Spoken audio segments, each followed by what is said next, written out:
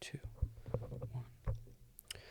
Welcome to The Hub. I am one of your hosts, Cheney Passer, and my other host is my girlfriend. Partner in crime. Business partner. My one and everything. What did you want to talk about today? I wanted to talk about today how fitness is something, whether it's working out or eating healthy or it's your hobby, something that is for your physical, emotional health, that you need to take time for it.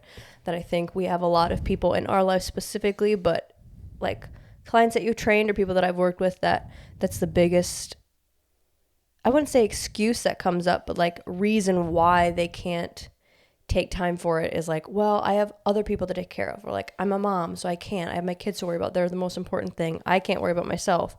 Or like, well, my job, I work too much, so I can't fit in time to do that. That's stressing the importance and maybe giving some reasons of why we think it's extra important to take time for yourself for those kinds of things. Especially for those people like that we mentioned with the kids and the job and all that. Yeah.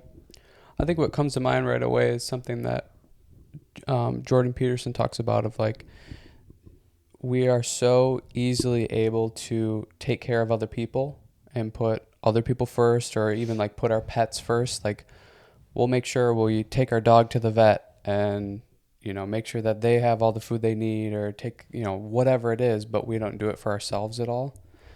That it's funny because it's like, if you're not operating at your highest capacity, or like operating at, the highest level that you can, how can you expect to be helping everybody else and giving time for everybody else?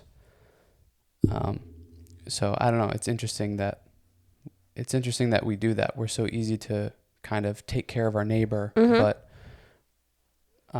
we won't take care of ourselves. We won't give ourselves like the same care and attention that we do, for somebody else. I think the biggest example of this is parents. I feel like that's what you hear the most.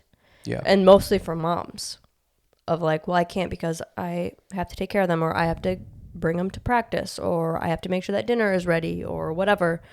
Which it makes sense. I think moms so easily put everybody else first. I'm sure dads do this all the time as well, but I think there is just a little bit of a guilt that parents have, that like, well, anything that I do for myself, I'm taking away from my kids. Sure. Rather than thinking of you as a whole being, the more that you take care of yourself and put yourself maybe not first, but first in some degree, or equal at least, you're going to be a better parent. You're going to be able to have more patience. You're going to be able to feel like you can go through the day easier, even though you might be tired and all that, because you're taking care of your physical self and your mental and emotional self. Of parents always have to put their kids at the front of the line, whatever they need all the time, that to give yourself, even if it's just a half hour time for you, you're going to build yourself up to be able to handle and give more to them. Not that it needs to be about them in any way, but I feel like if you can switch your brain to think, well, I should be feeling guilty because I'm doing this for myself. No, you're actually being better for your kid by giving yourself this. Yeah. Well, I think like, I don't know. It seems like parents or just adults or people in general think that they can get things across by explaining it or describing it or teaching or whatever, where it's like kids, especially kids, they learn so much more by example. Like with my parents, I mean, there's maybe some things, if I took the time to think about it, that I could take from like them telling me or teaching me something. That is like 2% compared to the other 98% of like, no, I just saw what they did. Yeah. And okay, I think what they did in this situation, I like, so I take that, or I don't like how they operated in this situation, so I don't do that. And that's with my parents, that's with my siblings, that like the amount of information that I actually got from teachings and the words that they spoke to me is so minuscule compared to just watching them, lead by example, or just, Yeah.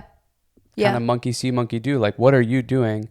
Now I'm watching you do that and seeing the outcome of that. And that's how I, kind of base my decision on whether I follow that or not. And even the baseline of just like eating healthy and putting fitness or, whatever, working out to a importance, but like thinking of all the underlying layers of what that means, of like, you're now teaching your kid or kids that like, oh, it's important to take care of yourself. It's important to value yourself enough that you're going to give yourself time to put towards your health or put towards a hobby or something of interest to you, so that they grow up knowing, oh, being a parent just doesn't suck all the time. Mm-hmm. And it's not just all revolving around your kid and then your life stops as soon as you have a kid. That, okay, they're still putting time and effort into themselves, and I can see how that translates maybe into their mood is a little bit better. They're able to handle the days a little bit easier, and they're putting extra time into feeding themselves good food, which is then internally feeding us good food, and the value of that and how that affects us as a kid. But I think the biggest thing is just like teaching your children to put time and effort into whatever you feel like is important to you, regardless of its fitness or whatever we're talking about. But if it's like, I like this hobby, I like doing this thing, I like playing piano. Yeah. I put time and make an effort for myself to do that, and putting myself first sometimes. I think it removes some guilt even from your children. And again, just the underlying lessons of, okay, well, what do they use that for? What do they take with that as they grow up? I think it's so much like lead by example. Mm-hmm. I mean, the way that like you grow up and you move out and you start to do things, you do it the way your parents did it. You fold the laundry the way your parents did, or do laundry the way they did. That you typically eat the way that you grew up eating, or so why wouldn't fitness, why wouldn't exercising, or diet, why wouldn't you do everything the way that they did it? Why wouldn't fitness also follow? So it's to me, it's like, if you want, in a sense, if you want the best for your kids, you lead by example. Yep. You don't tell them how to do everything or what to do, because they're going to say, well, you're telling me to do this, but you don't do any of this. You don't take time for yourself to work out. You don't take time to, make good meals or any of the healthy options. Like, or you shit on your kids for making bad like snack choices, yet like, are you the one that's going and sneaking chips as soon as they don't look? Right. Yeah.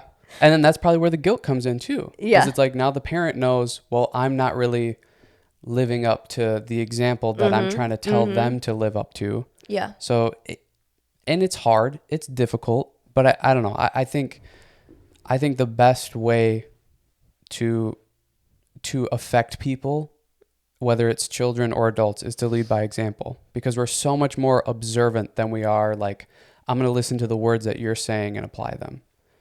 Yeah. I think we're constantly looking at everybody going, okay, what worked, what didn't work? Or I don't know, maybe most people aren't like that. I'm definitely like that. I feel like you're like that, of we're analyzing every move you make and figuring out the why, to then we can figure out the how, and do we want to replicate it? Do we want to switch it up? But I think it's even subconscious. I mean, I don't like I said, the way that I do kind of everything is pretty much how my parents did it or my siblings did it. And maybe there's some of my own, tweaks that I've found throughout experimenting with it. But it's like, I wasn't sitting there consciously going, oh, you see how she's folding laundry, or you see how they're doing this. It's so subconscious that you're just seeing it all happen as you grow up. Yeah. And then when you get out, you kind of don't know any other way. You haven't been shown any other way of how to do things. Sure. That's why I think it's most important to lead by example, because even the subconscious is paying attention to it. even if you're not Mm-hmm. sitting there going like, oh, I notice we eat these really great foods or we don't eat these great foods. And it's like, no, you end up going out on your own, and then you go to the grocery store. You're like, well, I saw my parents buy this type of stuff, so I'm going to look for this and get this. Mm-hmm. I think it's hard talking about this because we don't have kids. So I feel like most parents, like just the response that they give is like, oh, okay, yeah, you don't even know. But I think not having kids and seeing this situation replicate over and over and over again, and you see it not work. This, I don't want to say an excuse, but like this narrative that parents have created in their head of, oh, I can't do that. I don't have time for that. It's like, you need to switch it up, or like make time for yourself, even if it's taking time away from your kids and they get a half hour less of you, or they need to step it up more and make dinner instead so that you can go have time by yourself or whatever. I don't think people understand the level of value that you're giving your kids by doing that. Yeah. Like, don't feel guilty about doing that. You should feel guilty about not doing that, or feel guilty about taking the time to, go do something else with them. Like, they're fine. Yeah. They're going to be way better off if you're if you're putting yourself to a standard, you're going to be a better parent, which is then going to benefit them. But yeah, if you're respecting yourself and giving yourself the, having your needs met, they're gonna see that and appreciate that, and they're gonna feel that from you too. Of like, it's not dad that's angry all the time because he doesn't get any time for himself, and then he goes to play with the kids, and it's whatever. Kids feel that. Yeah, kids feel the guilt that you feel, and they feel the, like, even if there's a little bit in you that's like, oh my gosh, I didn't get to do my thing, or whatever, like another thing I'm doing for you guys. I felt like that sometimes from, like, say my mom, where it would be like, oh, I can tell that you feel like you are not getting what you need. And now all the time that we're spending together, or you're doing something for me, I now feel guilty because now I feel like I'm taking time away from you. You feel like a burden. Yeah. To where I think, again, it's just making things a priority. People don't do that. So whether it's you're teaching your kids, like, okay, even if you're a single parent, I'm taking time, so you need to figure out dinner. Yeah. Okay. If they're old enough, which is, again, but something that you can and start I would out say early, but even to like challenge that, don't do it like that or say it like that, because that sounds kind of bratty. You figure out dinner. Yeah. True. Have it more scheduled or more planned. Of like, this can be a learning lesson for you. Of like, you can, make your own dinner and figure that out while I take some time and, try to better myself. Because it's just the best version of you. That's what's gonna affect and carry on to your kids. Yeah. If you're constantly at a depleted state, or you're not respecting yourself and taking the time, or working out when you should, or feeding yourselves the right things, that's what's going to affect your kids more, or even just anybody, your coworkers more. It's going to affect your job performance more. Then that extra 30 minutes you take to put towards that other thing. Yeah, it's way more. I think it's way more important to do that. Yeah, because you're becoming the best version of you, which is going to be even more productive in every other way. Well, just think of that. You're becoming the best person that you can be. So now you're giving the best version of a mom that you can be, or a dad that you can be, or a partner that you can be, or a whatever, employee that you can be. And I think having that be in the family structure, or the team's structure, that, having it be if you're, with somebody, having it be a parent with your other partner of, this is important to me. What's important to you? How do we make that happen? Is it, can you watch the kids while I go to the gym, or I get this time in, or whatever? And then vice versa, that their needs are being met. And then same thing, if you don't have someone with you, but you're just with your kids, still having that conversation with them, even if they're really little, of like, I need you to sit. I'll sit here with you, but this is time where I get to, just zone into me, or whatever. I feel like even the youngest of kids understand, like, how you get to play with your toys all by yourself? I need time to do that, or whatever. Or like, having workout equipment at your house and they get to play still with you or still work Yeah. out with you, but giving yourself those standards of this is going to be met. Well, And how does that happen? Yeah. And I think making it a habit or doing it frequently, because if you going from 0 to now you're going to try this, your kid or kids are probably going to be like, what is going on here? No way. Where it's just like anything, a routine or a habit. Yeah. They need to get into the routine of it too. So Yeah. like, don't give up after the first or second try. Yeah. Continue to try to do it and make that lifestyle work or make that routine work, because it's going to better everybody. Yeah. Yeah. Yeah, I do. I think it's so important. I think that's hard to do sometimes, just like even not with those distractions. I think the I think a big part of like kind of like what you said of we're not parents, so we don't really know to the depth of it. But I think a lot of it comes from when you become a parent, you probably have this feeling of you want to give everything to the kids. So a lot of the times it's not even well, they require so much. Well, they do. But a lot of time it's probably not even like that you necessarily want to go work out or you want to eat healthy or you want to do any of these things. It's like you want to give the easiest thing for your kids, or you want to give everything you can because you love them so much. But what is that going to benefit down the road? Probably nobody. I think I don't know.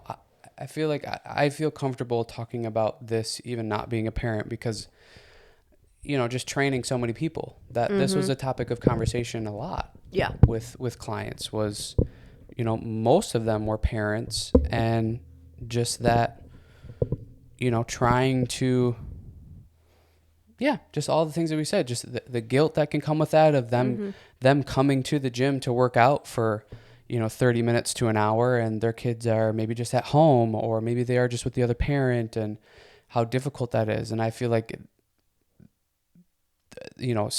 same for you of being a dance instructor with kids coming in and them taking the time where the kids are dancing and the parents can be alone and maybe they're doing work by themselves or any of that sort of thing. And you see more of the side of how the kids are affected, and I see more of the side of what the parents are thinking about it all. Yeah. And it's just an outside perspective. It's the Yeah. non-parent perspective of we're having these conversations, you with the kids, or seeing how the kids act from Monday to the next week Monday.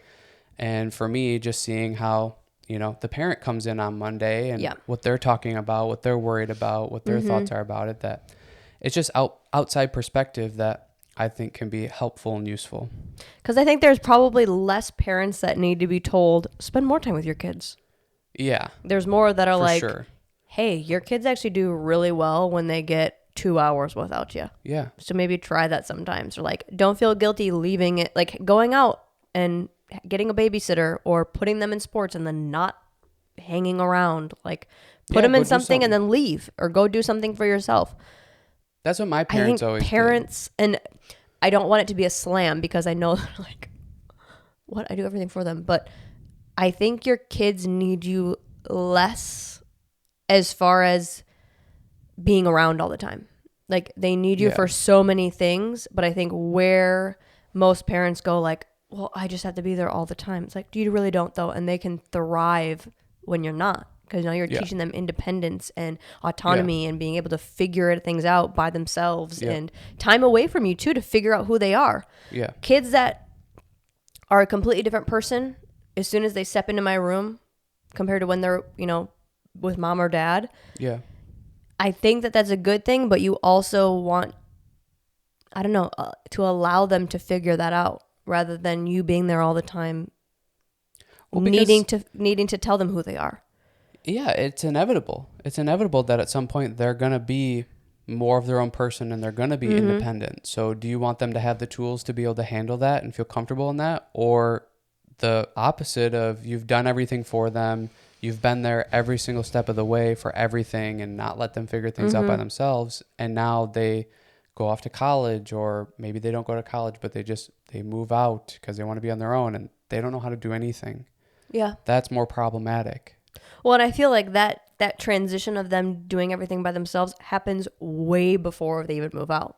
Like, as soon as they get their license, or even in their like high school when they're doing sports by themselves, or, you know, whatever, like the time that they need to be super independent, I feel like happens so fast that you want to just keep setting your kids up to succeed and give them the best tools that they can, or that they can have. And I think sometimes parents think, well, then that involves me being there. Right. That involves me being involved or me doing it for them. Yeah. That, holy cow, your kids can be so, I don't know, like you can give them such little wins, even at such a young age, that will help build them to be able to handle the bigger problems that come super early. Yeah. They can be so self-sufficient. Yeah. It's just like anything else. It's worked on, or it's practiced. Yeah. And I think not only is it good for you to take your own time to be your own individual person, but it's going to be good for the kids too. Yeah. They are starting to figure out, like you said, how to play by themselves, or, you know, just how to be with their own thoughts and solve their own problems and all of those things. Well, and especially if you have a partner that can like support you in that, and vice versa. I would start that, I mean, as soon as you have a kid, or even before, like make it a point to have that time for yourself, so that it doesn't need to be this like complete flip it on its head. Now we got to change everything. Like set that as the standard. And if you are lucky enough to go, okay, I'm pregnant now, I want to make sure that this stays in importance, even when the kid comes, that you kind of set yourself up to succeed in that way. And then as the kid goes old, that's just normal now. Yep. They see their parents taking time for themselves to better themselves, to just have fun or put time towards their relationship or whatever it is, that then they learn, oh, I'm going to do that myself too. Yeah. Or that's standard for me now too. That's what I want my life to be. Or that's, you know, I can give that to my parent or whatever. It's just routine and habit. It's just what they, like you said, what they grow up knowing and seeing. And it starts so early. Yeah. I mean, it starts so early with every little thing. It's like, you know, they're crying in the crib and you go there every single time. Sure. They're going to start to know and figure out, oh, every time that I throw a fit or I start to cry, somebody's going to come and get me. Yeah. So that doesn't just start or continue with it just being sleeping. Right. It comes into play in every other asset. They are just figuring out and responding to whatever you're doing and giving them. That like, what do you want? What do you want your situation to be? Do you want them to fuss and cry and kind of figure it out themselves and fall back asleep? Or do you want to have to get up every 15, 20 minutes? Like, yeah. It's for you to establish, and then they will follow suit. Yeah. Another side note, for parents that have really little ones, or pregnant and about to have a little one, there is a sleeping program called Battel. I think it's Battel or Battle. And it's like I want to do this. Like I have it saved in my notes just to like remember for way down the line, because it like teaches the kid how to sleep independently and for them to not be scared and whatever. But side note. No, which I love that, but I'm also so old school where it's like, or just do it how they used to. Which is what? Going and getting them every 15 minutes? No, they're crying in the crib. Just leave them. Let them be by themselves. Ugh, I don't like that. And if it extends for a long time, sure, then go get them, because there may actually be something. But this 10, 15, 20 minutes getting up and going and checking on them all the time, like, they're fine. Most of the time, they're fine. Right. Okay, but... And I don't think, or I don't believe that there needs to be this program or this fix for every little thing. Sometimes it's just do the old school way of like, no, I'm sure they're fine. I mean, like... Yeah, but does the old school way work is my question. I don't think... I'm pretty sure that's how I was... Sure, and you have the most problems sleeping. No, I don't. I mean, to me, I see it as like, this is a way that could be even quicker than the old school method, and it could be more, it's just efficient and effective. I feel like that's how I see this program. So basically, like, it could take a week of working with your kid, of teaching them, like, no, this is safe. This is an okay thing to do. This is like getting your cycle in what it's supposed to be. So then you sleep for this amount of time and you wake up at this amount of time, and you know that, like, I'm here for you, but also teaching them you can handle these emotions by yourself, to where, to me, that could be so much quicker. No, and I agree with you, but also, like, this costs a lot of money. Some people don't have this money to spend on something like that. Or even if it's not that much money, it's $50 or maybe, whatever it may be. Like, that may not be worth it for somebody to buy. So then to be able to go, okay, so you don't just have to buy something to fix all your problems. There are other options too. I think, like, yes, they're probably just fine. My approach in bringing it up, or my intention with bringing it up, is maybe for those parents that are like, I can't get my kid to sleep. This is insane. I'm going insane because I don't know what to do. Yeah, totally. This could be an assistance of, this could be something that works for you. Or maybe it doesn't. But for any of those, I've never heard of this thing before. Mm-hmm. So when I did, I'm like, oh my gosh, that's genius. Why have we not been doing this? So just giving. No, and I agree with you. I agree with you. Option. And I think especially though, for those that are in extreme cases like that. I've heard every parent be like this. My kid doesn't sleep. My kid doesn't sleep. Yeah, but I mean, I don't know. I also have a way different view of kids and how things work with all of that. Yeah. That, like, yeah, what do you expect? But that's what I'm saying. They don't sleep 8 hours a night like you do and barely wake up. But that could be the normal. That could be the normal. It's just that's one, like, kids waking up is not a need to be thing. Like, it's not like, oh, because they're babies, they get up every whatever. It's like, no, they don't need to. It's just we have normalized that. So then it's like, oh yeah, you're just going to be tired and you have to get up every 2 hours or whatever with them. It's like, no, your kid can be sleeping through the night 2 weeks after you have them. And I think, but we don't think that's. But that's part of what I'm saying is, it may not be that you have to go buy something and do this program or whatever. It could just be you're a little too much on top of them, that they cry and you're quick to go get them or whatever, that it might just be you let them and then they figure it out and they're fine. Sure. I'm just trying to say there's another option than just going and buying a bunch of stuff to try to fix the problem. There used to be a time where we didn't have any of this stuff, and that's the thing. I don't think it worked. I think it did. I think that method, it's, oh, they're finally sleeping through the night and they're a year old. That to me is insane. Why are you why does that need to be the case? Yeah, I don't know. I guess we have different opinions on that. I think it worked fine. I think parents over time have just gotten more frantic. Yeah, maybe. It's like nowadays there's way less crime than there used to be, yet it's all over the news.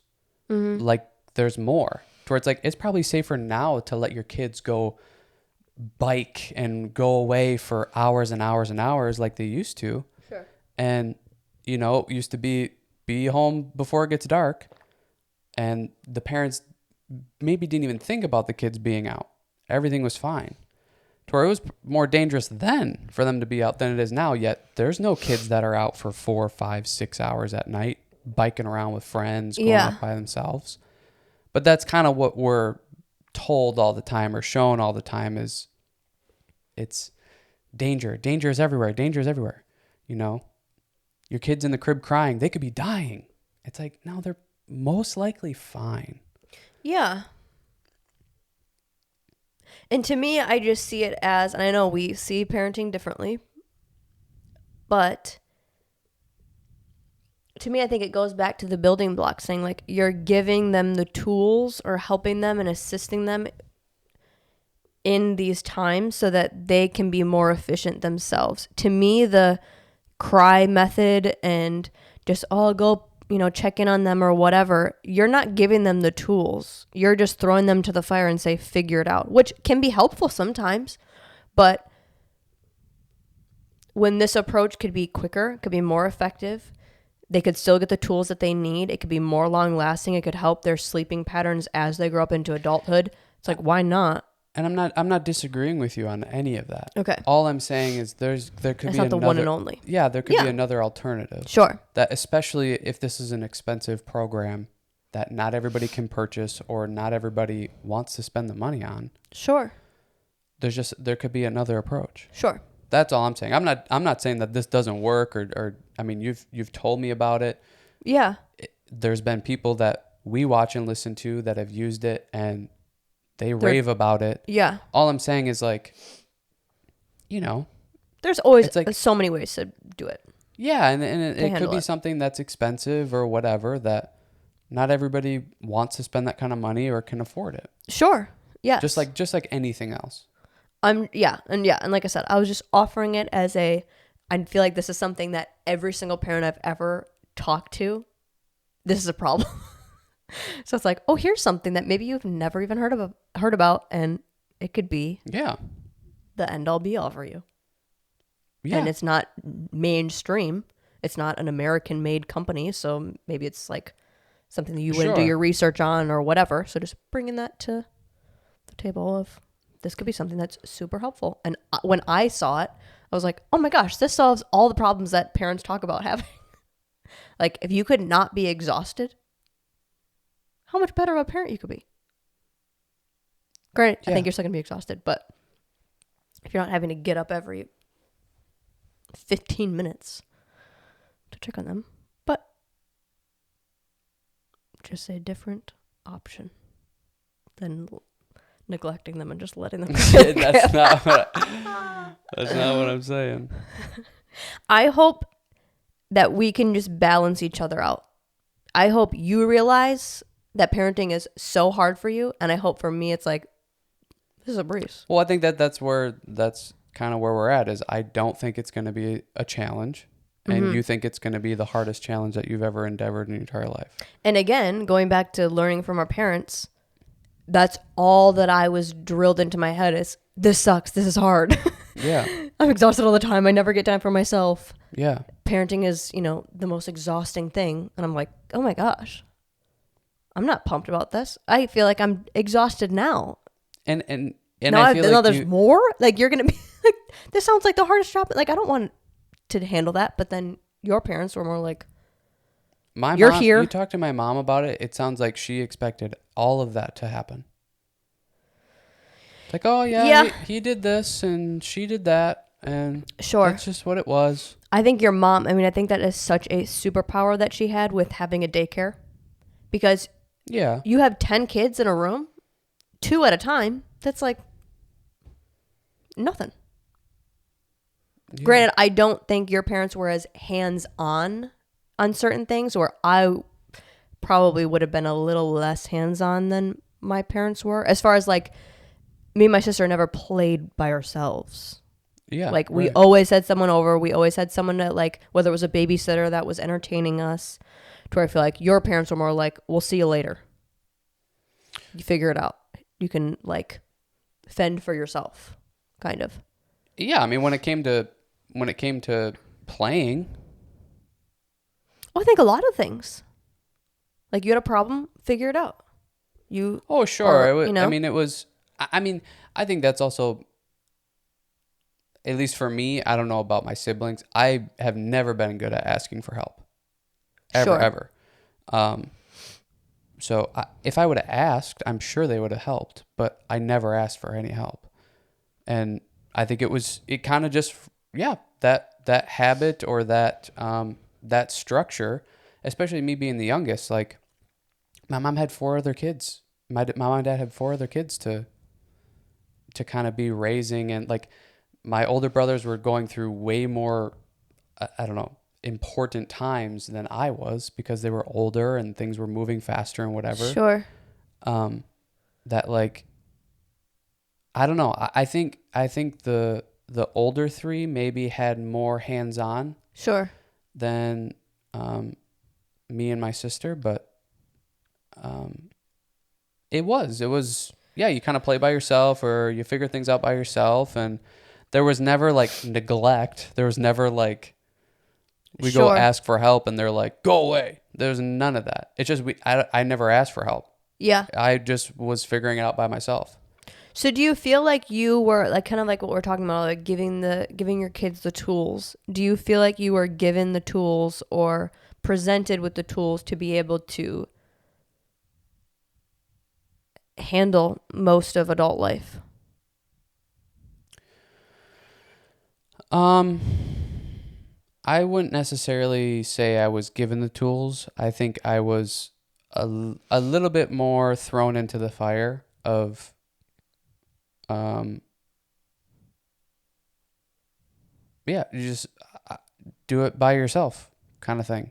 It wasn't like I would sit down and talk with mom and dad about how to do a whole bunch of stuff or it's not like they were telling me tools to succeed life and all that kind of stuff. It was the observance. It was Yeah. this is how they're approaching the problem and trying to solve it, and down the line maybe that's how I'm going to do it.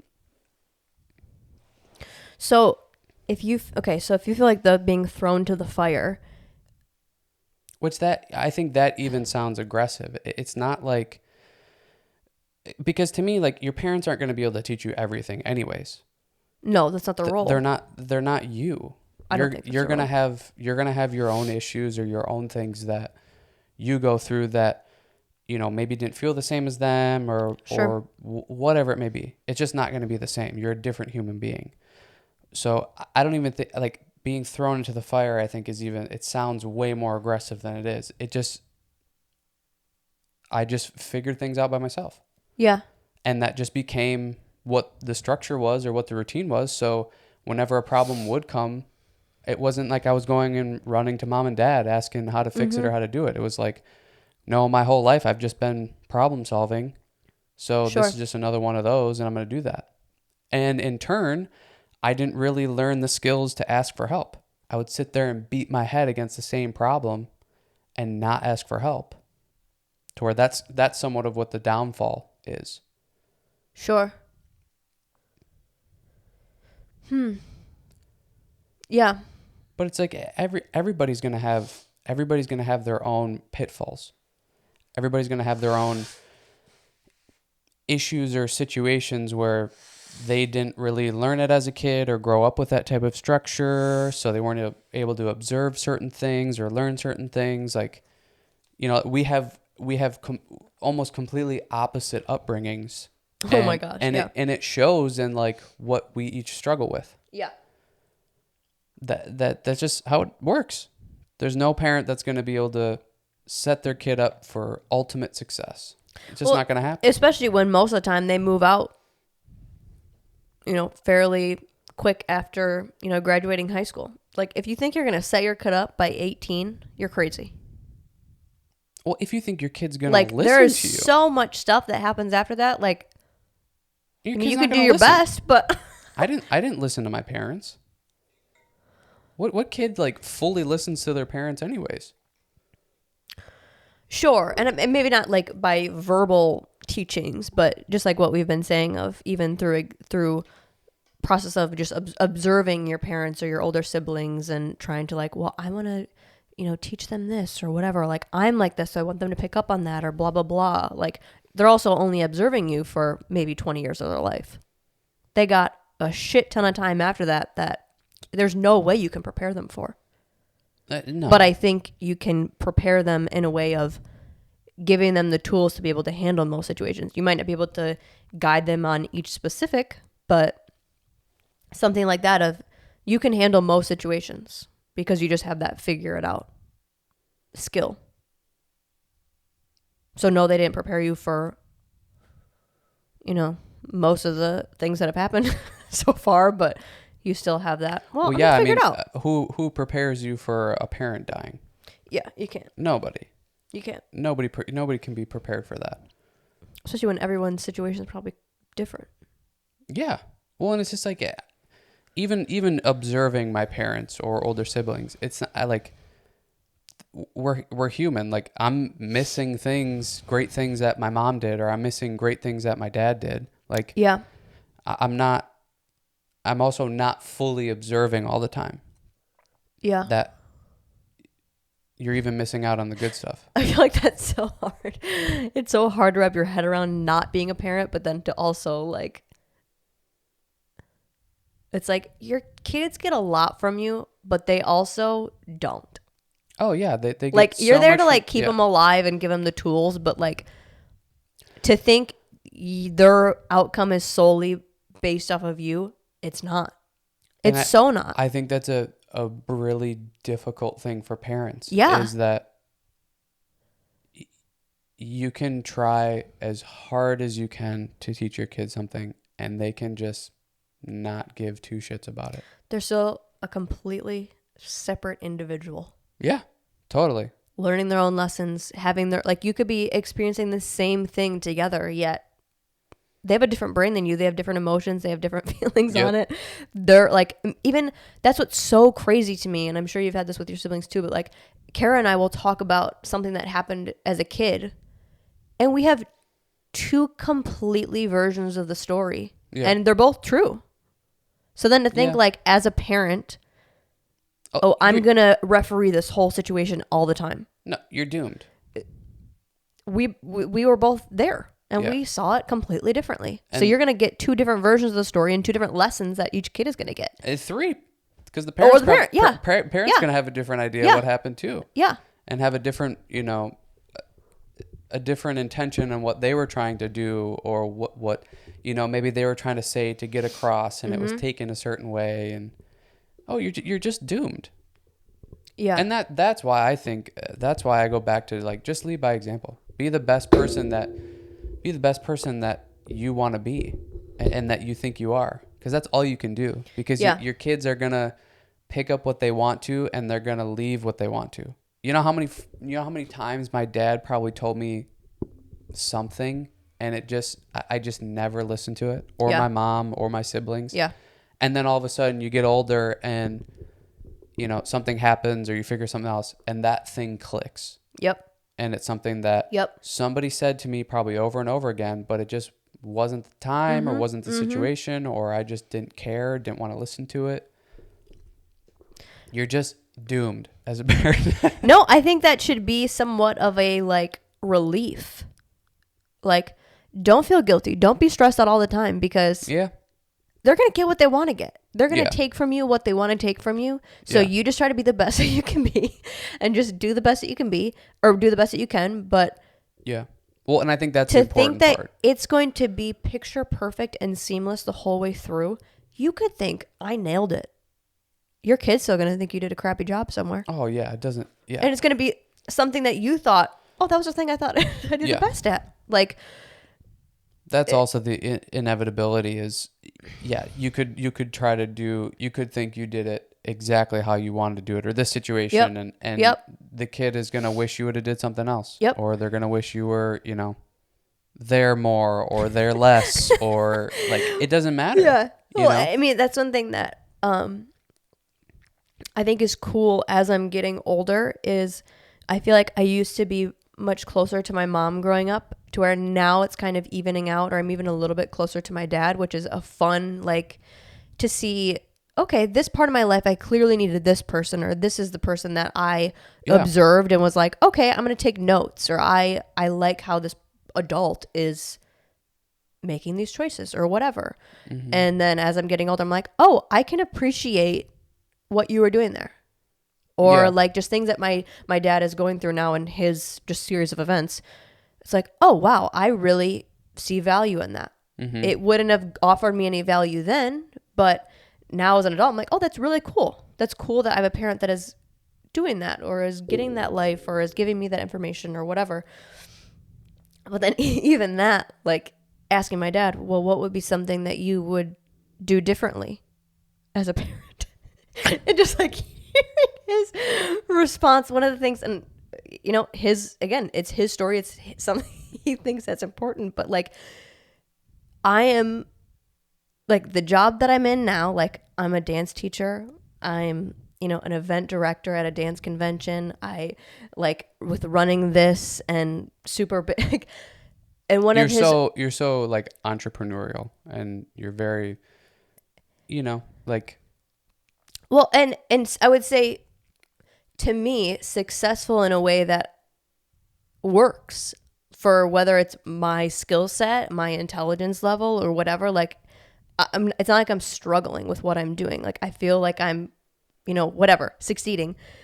And one of his answers was to like read more or do flashcards, which to me, of course he would say that. Well, That is it's just, something like, that to more him, school. I feel like he probably felt like he had lacked in because he saw me struggle so much through school because I'm dumb. But would it have helped me then? For sure. But now, Yeah. it wouldn't have affected my life in the slightest bit. Like, yeah. You would have maybe gotten better grades and then and that would still have been gone easier, off. I suppose. Yeah, but You would have still gone off and done what you're doing my now. life now, yeah.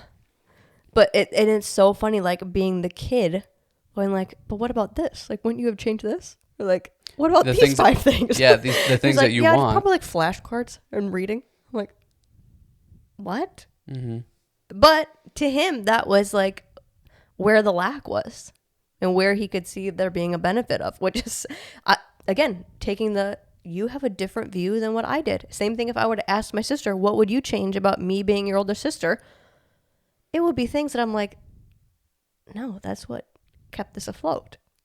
But to her, they'd be like, no, that was a burden. Like, that was something that I didn't need. Yeah. But, yeah. Your kids are going to appreciate things that you never thought that they would appreciate. And they're going to hate things that you thought you rocked at. Yeah. Can you hear my stomach growling? Okay.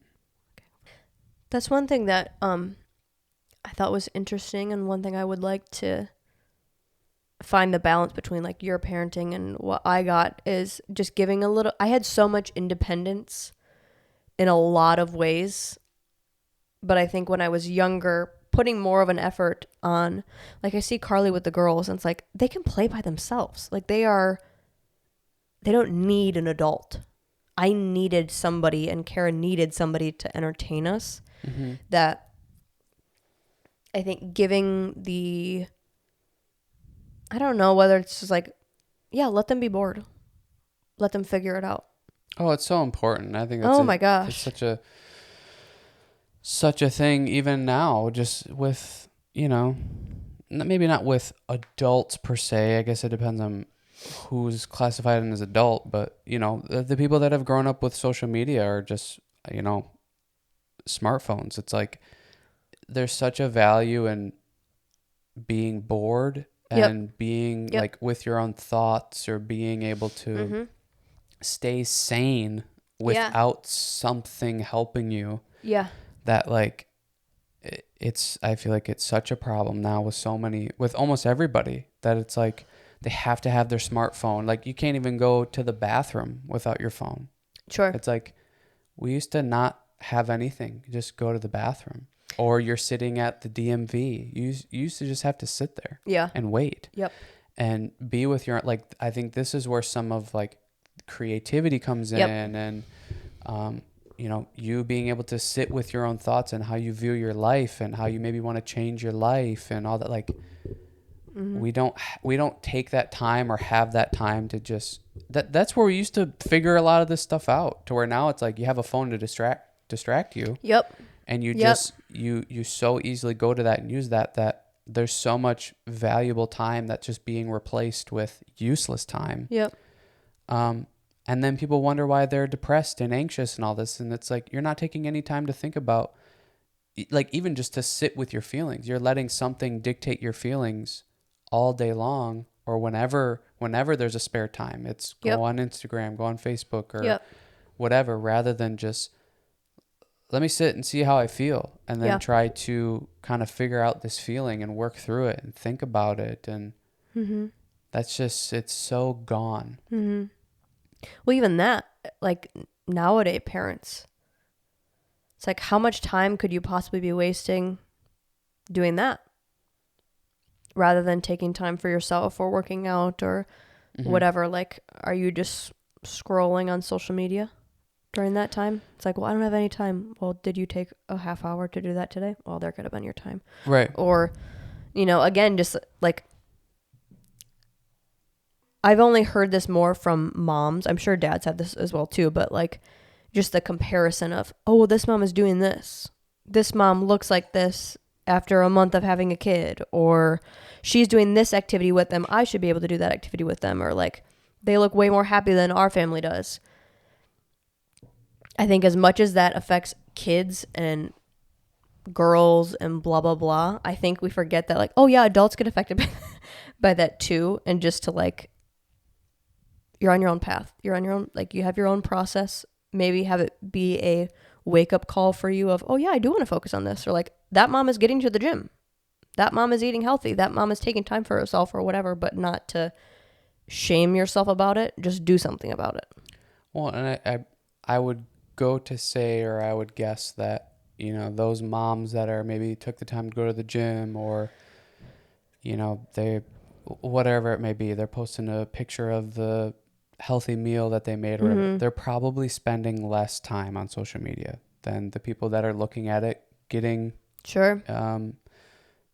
feeling guilty or anxious or whatever. Those people are probably spending less time. That's why I think working out is so great, because it's like, it's really hard to be on your phone while you're working out. Sure. Unless you're just jumping on a cardio machine and propping that right up there. Yeah. But like, and maybe I should say more specifically weightlifting, because you're having something in your hands and you're doing that. Like, while you're doing that, you don't have something distracting you. You are trying to fully be in the moment of lifting this weight, or maybe your mind is wandering.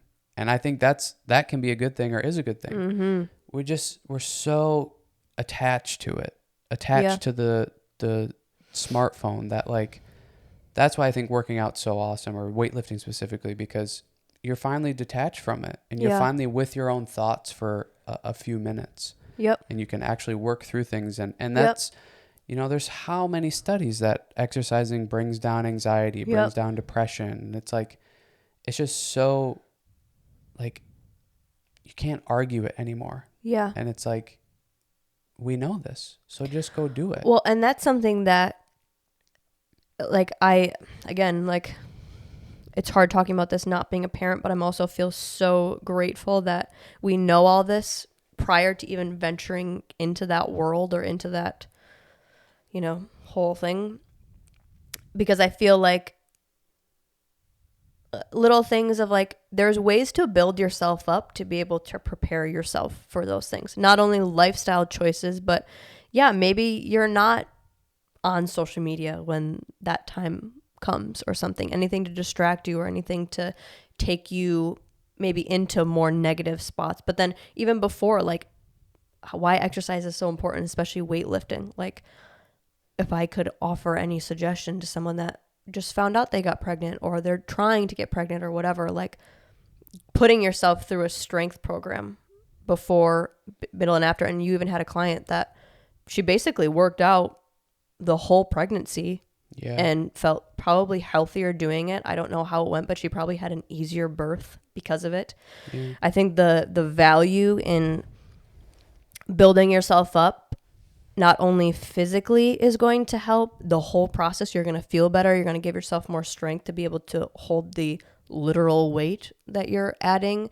But then it is proven that it's supposed to help the birth be way smoother, and your bounce back is going to be way better because your muscle memory is going to be there. So then you're not going to have to work out as much to be able to get back to the body that you were, not only physically for your confidence and how you feel, but you just to feel healthy again. Yeah. And to be able to produce better. And you took all that time to build a healthy, strong structure. So when you go through that traumatic event, you're set up. Your structure is set up way better. It's the same exact thing as, building a strong, healthy base when you get sick. You get sick with something. Your body is functioning at such a a strong, high capacity, Yep. that it's going to be able to handle this cold or flu way better than if you're not. Well, I think something like growing a person and then delivering them, I think we all agree is probably one of the hardest things, if not the hardest thing your body is ever going to physically go through. Well, I'm Yeah, not going to. you're not going to go through it. But like as women, that's the hardest thing that you're going to ever experience. So think of it as that. Build yourself up for that. Yeah, you better be prepared. Just like you're not going to, like if I told you, yeah, just go run a marathon tomorrow. That would seem insane. You would need to train yourself and train your body to be able to handle something like that. Birth and raising, like that is no different. Your body is going through something super traumatic and hard. Build yourself up to be able to handle that better. Yeah. And not only is it going to make the before better, the during and the after better physically, but also emotionally, you're training yourself to make yourself a priority. Yeah. And give yourself I'm going to make this easier for me when it's done. I'm going to make this easier for me when it's happening. And I think getting out of that's a doctor that I was listening to, again, just one of those that's like, oh my gosh, why don't more people know this? But I think treating it as large of a thing as it is, like that is the time that you can be doing your research of, okay, and maybe people do this, I don't know, but you know, at what phases in your pregnancy are your hormones changing? So then how can I be changing my diet? You know, she said, she's like, having morning sickness shouldn't be normal. Like you can be able to just eat the foods that your body is deficient in because that's why you're getting sick. So if you can just maybe be more aware of that during those times, you might be able to combat all these horrible things that I feel like we all just think, oh, that's just a part of being pregnant, or that's just a part of, you know, birth. That there's a lot of things that you can do to help that process be easier. I think it's just things that are not mainstream. Like working out, like running a strength program and lifting heavy weights while you're pregnant. Like most people are like, oh my gosh, that's so bad for you. Yet it's actually helping you and helping your baby and helping the whole process go smoother and better. Mm-hmm. You're so zoning out on that conversation. Mm-hmm. Your face is, don't care. I never have to do this. Doesn't matter. I'm not zoning out. I'm listening. I don't have a lot to add to that. I feel like anytime I talk about that kind of stuff, you're not that you're zoning out in like a I don't care kind of a way, but I feel like this is a topic, or just again, like the whole kids and all that. I think it's a topic that I take so next level annoying, and you're just like, you just wing it, just see what happens. So anything with me like preparing or thinking of it beyond the normal standard. Well, you're always just like, just see what happens. Just get pregnant and figure it out. No. I don't think that. I think it's just you have a legitimate like interest into it. Yeah. And it's a lot more of an interest to you than it is to me. So you have a lot more that you can talk about with it, to where it's not something that I pay that much attention to. Sure. Yeah. Or that like I will sit and think about, and you know. Yeah. Yeah. So I run out of stuff to say quicker than you do with it. Sure. And I'm more than happy with you going. And go.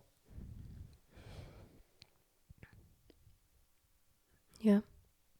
Yeah, I mean I agree with everything you said. Yeah. I think it is. You're doing something extremely difficult, and with anything that you're doing that's extremely difficult, you should do your best to prepare for that thing. Sure. Like you brought up a marathon. Yeah. I mean, you're training to successfully run a marathon. You know, you should be training to successfully have a pregnancy. And I think that's what sometimes is the issue is success can kind of mean a lot of different things when it comes to, for sure, you know, success to a lot of people is just the baby living and the mother living, and Oh, yeah. which I mean, obviously that's super That's super the whole thing. That's the whole yeah, thing. it's super amazing, and it's the I mean, the minimum that you should want, or that should Yeah. be happening. But we, like, kind of like what you said about morning sickness, we've just gotten so accustomed to majority of pregnancies being Yeah. successful in that sense, that like there's not really this like higher level of, yes, it was successful, but are both of you, it could have been a lot easier, or it could have been, you could have been stronger Yeah. going into it, Yeah. physically or mentally. You could have been healthier going into it. Yeah. Um, you could have set up these routines and habits and systems so that when you do have the kid, you're flowing right into this awesome Yeah. routine and structure. And your body is already adapted to that as Yeah, well. and your body's adapted to it, and like you said, your body will bounce back quicker, and mentally you'll be stronger. Yeah. All of the things, to where I think that's just sometimes it's just, I feel like it's a little bit too much shooting for the minimum, to where I guess I would challenge to shoot for best case scenario, where you're healthy, you're strong mentally, physically. Your partner, if they're there, is on the same page as you are, and Yeah. because all of the great things could happen then. The pregnancy could be way smoother and easier, not a lot of morning sickness, if any. You don't have a problem carrying the kid the whole way. Like, you're strong and you're able. Yeah. And when the pregnancy does or when the birth does happen, that's a quick process, because you've worked on that process, and it's Even think about that, like the birthing process, you're literally having to contract your muscles and use your muscles. So the stronger your muscles are, the easier it's going to be for you to do that. You know how to activate your abdominal whole structure to be able to push everything down. yeah, the more connected you are, Yeah. the more connected to your muscles you are, you know that you're Yep. contracting them or flexing them, especially like if you're going to use medication, to where Sure. sometimes you take that medication, you can't feel anything. So then really, how do you know if you're pushing? Right. To where that's why it can be important that you connect to those muscles, and you're working on that throughout the pregnancy, so that if you do take the medication and you can't feel anything, you still know, okay, I know I got to do, do this, or I know I've done this a million times, that I know I'm connecting to the muscle and pushing how I'm supposed to, and it can go way smoother and easier. And I'm not trying to come off as like, We're going to come off as bratty I'm not and trying to annoying be because like, we don't have kids. make you feel bad, like, oh, you should be doing this. You're not doing enough or whatever. Because, have I ever gone through this? No. So I hope that I'm just offering, again, just like the sleepy thing, I'm just trying to offer a different viewpoint with it. I'm trying to offer assistance, because I think, especially being a girl, this is something I hear all the time of like, oh, I don't look the way that I used to, or it's hard for me because I don't feel the same way as I did before kids, or, I don't feel as strong, or I don't look the same way, or struggling the whole pregnancy of I'm sick all the time, or I feel like my back hurts all the time, and all this blah, blah, blah, I'm uncomfortable. And I think that just this information is just not as mainstream as it could be. And then, this process sucks. And it doesn't necessarily need to suck as bad, or you can give yourself some assistance so that it is a little bit easier, because it's already going to be super hard. That this is information that you could use to make it a little bit easier. Yeah, and I think that's what we want to do with this whole podcast. Is the intention is to spread the information that we've heard. I can't say I personally have gone through it, but I feel like there will be a lot of topics like this that. Yeah, I mean that's going to be the whole thing. Is it? These are topics that we feel like we have information about, and we want to share and help whoever wants to listen. But the problem that always comes with that is there's going to be people that are offended by it, because they may have their own insecurities about how they handled things or did things. So they're going to feel like that we're attacking, but that's definitely not the intention of what we're doing this for. It's to help. It's to try to, like you said, it's not, a lot of this stuff is not talked about that much. Yeah. That I think we're just kind of trying to be another voice that's talking about the things that are not being talked about that could help some people. Yeah. And that's all that it is. Yeah. That's the intention that it's coming from. It's not to demonize anybody or attack anybody or put anybody down. Because, I mean, I know I've made my fair share of mistakes, and that's just life. That's what it is. Yeah. So, we're all not proud of certain things that we have done or the ways that we approach things. So this is just a way to talk about it and say, hey, maybe there's a different way you could approach it to help things. That's all it is. Yeah. Yeah. But it's going to be taken any way Yeah. that you want to take it. So. Yeah. And I think sometimes that can be hard for me to sometimes like step aside from if someone hasn't gone through it and now they're trying to give me advice on it. But I think it's also kind of they kind of have a benefit because they are so much on the outside. Like I think of us living away from family. Sometimes and most of the time we see situations differently than everybody else because we're not in the thick of it. Yeah. We can like be totally unbiased, not in the drama of it, and just see the facts. Yeah. You just go, oh, that's how I'm saying this, or this person said this, that makes sense, or whatever. So same thing with this kind of stuff. Like, no, we're not parents. No, we've never gone through any of this. But this could still be our intention for how we would like it to go down. And our goals are not, it just not, this is how we would like to set ourselves up for if that time ever comes. But again, it could also be a shit show. And I'm one of those people that's like, no, this is the worst thing ever. Having morning sickness every single day or, but I don't know. I think sometimes not going through it gives you a different viewpoint than actually having the experience. Yeah, I agree. And I also get how it's hard to listen to those people. Yeah. Yeah. So, I mean, yeah, I get it. I think a lot of my objective with this podcast is to explain or show how health and fitness can better your life. And I think it goes into all of these different all of these different lanes and crevices, and like this one more being about kids or parenting or pregnancy, all that kind of stuff that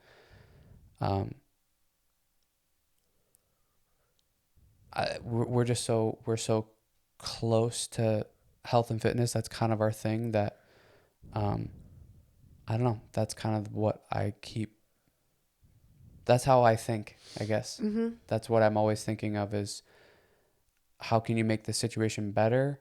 And most of the time, to me, that's by being healthier and being more fit, and whatever definition or way you want to define it as, whether it's mentally, physically, emotionally.